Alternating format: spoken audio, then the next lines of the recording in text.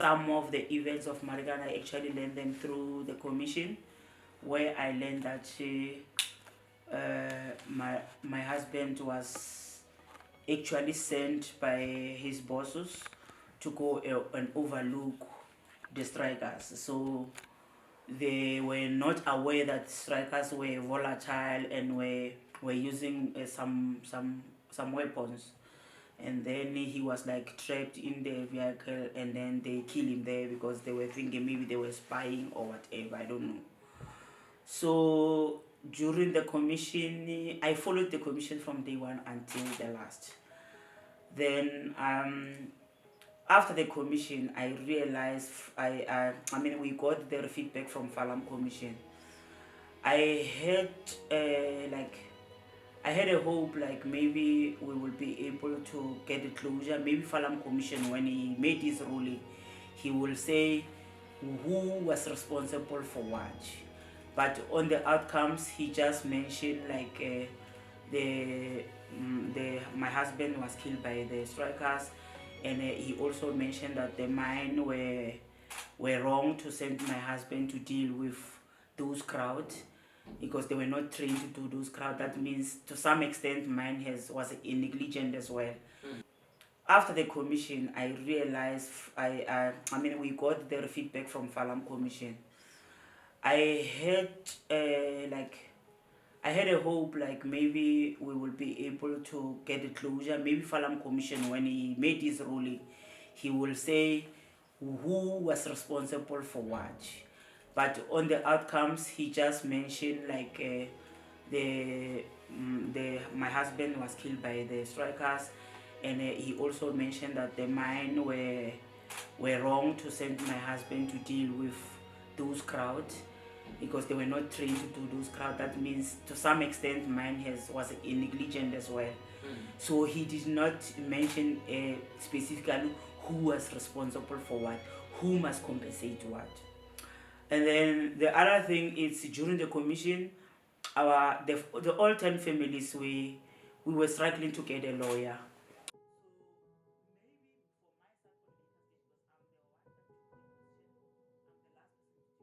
If you really want to fix Marikana, the way I see, you cannot mention the last step of Marikana.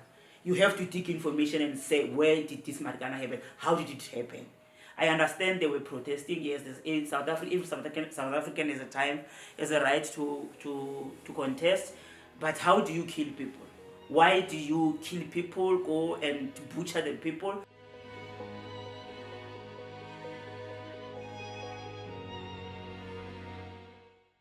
We haven't got any compensation from the government. We have not have compensation from the mine. So that is where the problem is. So the Lonmin left the company. I don't know, they sold the company because they were running from other responsibilities. Again, because we were minority. Being minority, the way I saw things happening, people like forgot us. We even call ourselves 10 forgotten families.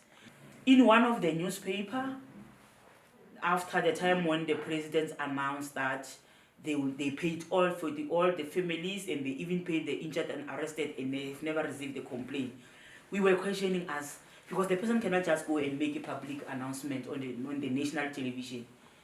So then that is when we went to approach NUM and COSAT guys, go and find out. If you can't do that because you don't want to represent us, just go find out from Department of Justice who received the claim. Just go and check, because you can check.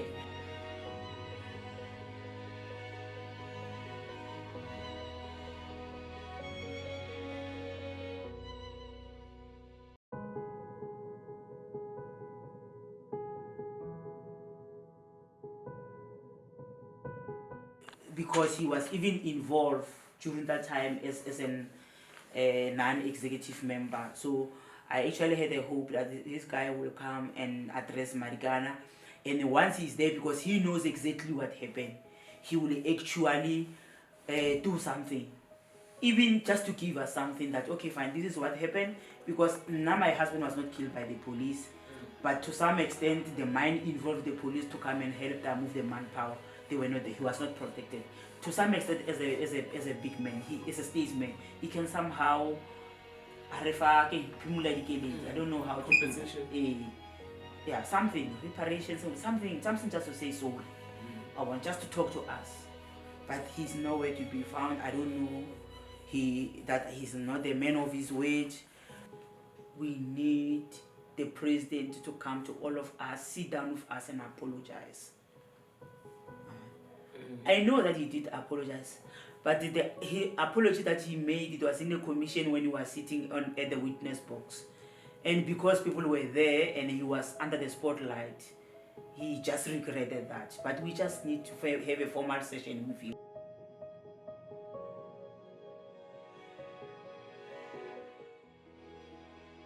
Families, we need justice. Secondly, compensation to all families that lost their loved ones. How do we remember him? On the day, we normally just go to the graveyard, make some prayers, and just put a candle the whole day. We just normally I, if my kids were not there, because now in a boarding school, the young one just started varsity this year. I'm all alone in the house. I'm staying with my mom. She's old, then I'm staying with my mom at the moment, and the lady who's taking care of my mom.